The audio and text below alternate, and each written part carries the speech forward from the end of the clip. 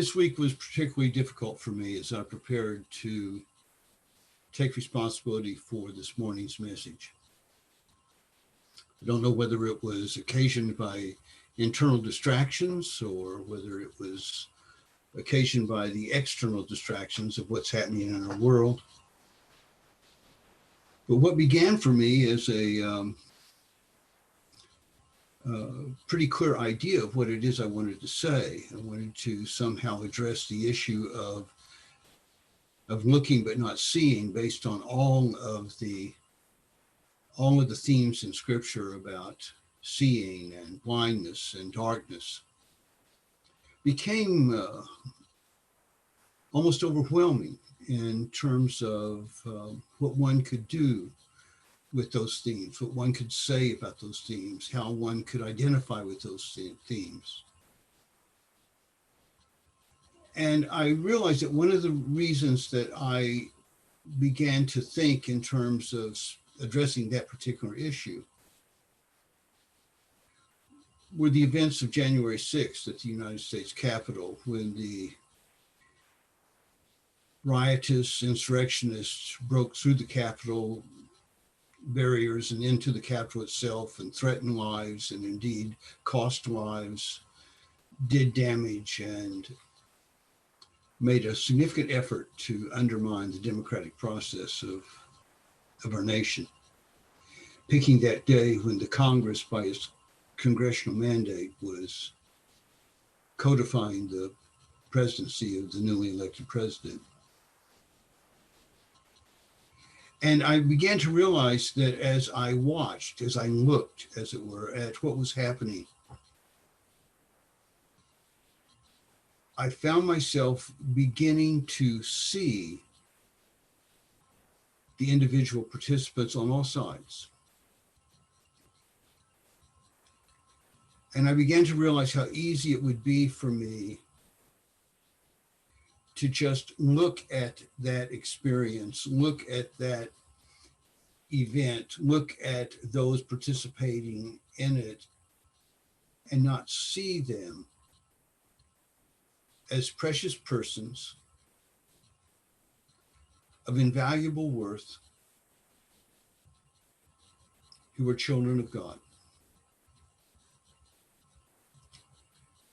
I saw them as a riotous group grounded in ignorance, trapped in artificial, superficial thinking. I saw them as those who held in disdain all of the highest tenets of democracy and freedom. I saw them as servants of evil, as it were.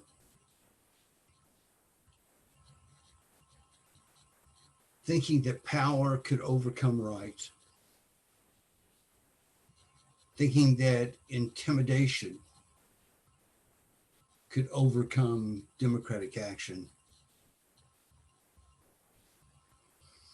Thinking that their absurd attempt to overthrow the government would somehow lead to some great good, when on my view, it would only lead to greater destruction. And I had to call myself into question, because I began to realize I was not seeing them as precious persons. And I needed to take a step back and remember that these were people of worth and of value, sons, daughters, brothers, sisters. These were people who, in their view of what the right thing to do might be, were pursuing their purpose. And I needed to better understand, stand under, if you will, what it was that they were experiencing, what great frustrations led to their actions, what informed their will and their behaviors, so that I could respond to them with eyes to see them, rather react to them, simply looking at behaviors and missing the persons.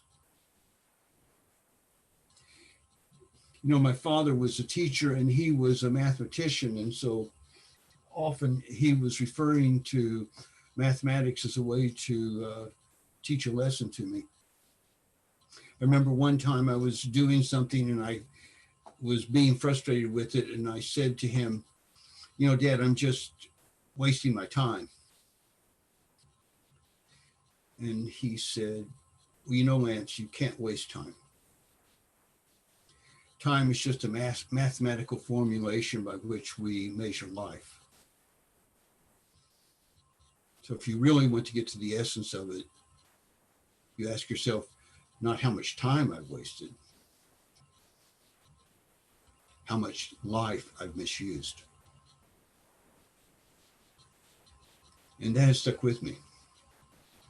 Time simply measures life. But another one of his, I call them dadisms, was to say that time is best measured not in minutes, but in moments, by which he meant experiences. And that January 6th encounter in the Washington Senate and House and Congress occasioned a moment for me. And a moment that not only pointed to what I thought was the blindness of the participants in that violent act, but in that moment, the blindness on my own part that forgot to see those who were pursuing the act as still being precious persons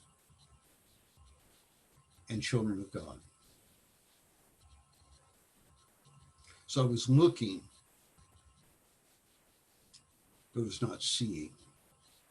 And that's a theme that runs through Scripture. Way back in the Psalms, you hear the psalmist say, open my eyes that I may see. You hear the psalmist say, the Lord gives sight to the blind. Or it was Isaiah who so influenced Jesus, who said that we are called to open the eyes that are blind, to free captives from prison, to release those who sit in darkness. And there is the scripture I've chosen for today for Mark, when Jesus, confronting his own disciples, had to ask them, do you still not see or understand? Are your ears hardened? Are your hearts hardened? And do you have eyes but fail to see, and ears but fail to hear?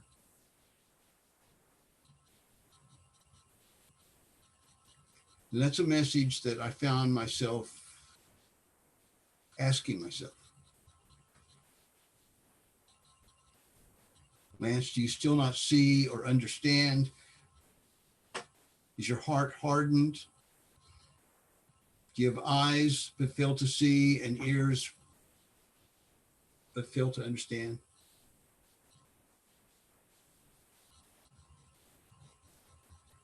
Because I had lost my sight when it comes to seeing another person, however violent,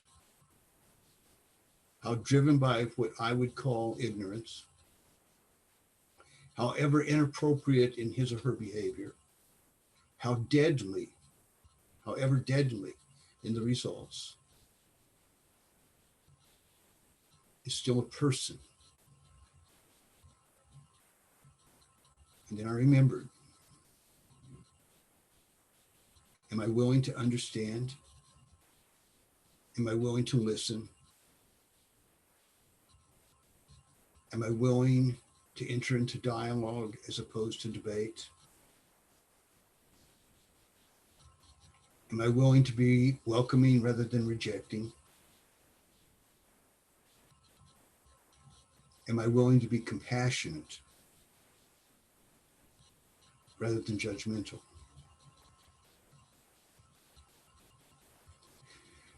And that began to make a difference for me. Because when I began to look at those who have become terrorists, in my view, I began to feel not fear,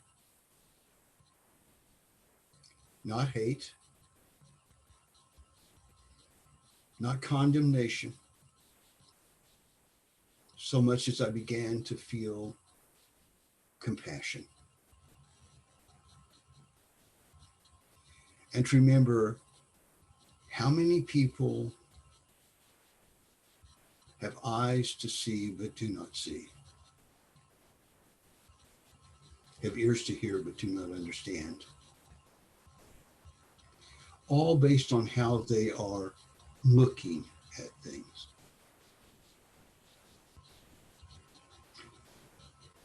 You know, as a counselor, I see people all the time who say to me things that remind me that they really have an interesting way of seeing themselves. They don't see their value. They don't see their preciousness. They don't see their capabilities. They don't see their capacity for love. They don't see their lovability. But if they have ears to hear in the dialogues that we share, you sometimes hear them say, oh, you know what? I'm beginning to see what you've been saying to me. I'm beginning to get it. I'm beginning to see it. This whole theme of seeing cannot be reduced to a few magical tricks by Jesus where someone is supposedly blind, he touches them and they see. But it's much deeper than that. The symbolism of seeing in Scripture always has to do with an angle of vision on life, a way of seeing life itself, a way of seeing the meaning of life.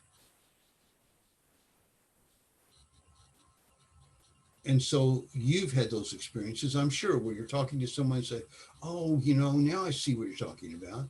I see. It's, you know, it's not something that we visualize. It's a way of conceptualizing within ourselves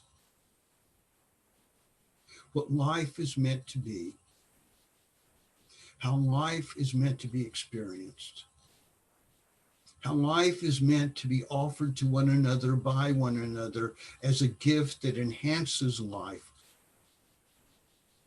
and makes possible the deepest meanings of life found in the experiences or moments of loving, caring, sharing, and being with one another. And I think this is what Jesus was talking about, and I think this is what the church is called to be. I think the church is called to be that community that does not lose sight of the value of persons, even those who threaten us, those who scare us, those who represent everything that we stand against. And until we can always hold to the faith, the attitudinal approach to life that allows us to affirm the inherent value of all persons as children of God, until we are able to hold to the faith that occasions our ability to hold them in the light of love, until we hold to the faith that allows us to see that of God in them, we will not be fulfilling our ministry. We will not be fulfilling our mission. We will not be fulfilling what we are called to be. And we will never become the beloved community. Now, if we can take all of this seriously, and we can, with patience and understanding and commitment to seeing beyond what we're looking at, and we can be a church that understands why Jesus would say, "You've heard it said that you should love your neighbor as yourself, but I say unto you, love your enemies as well." Because your enemies are precious, unique children of God as you are.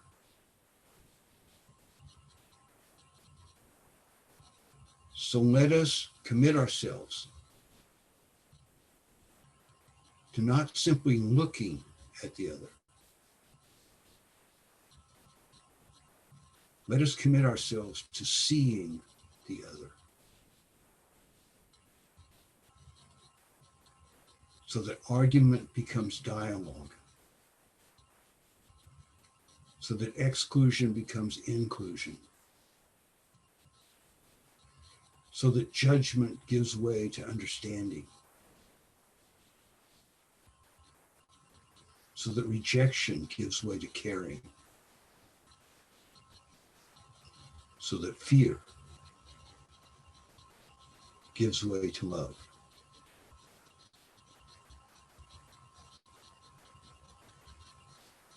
Let it be. Amen.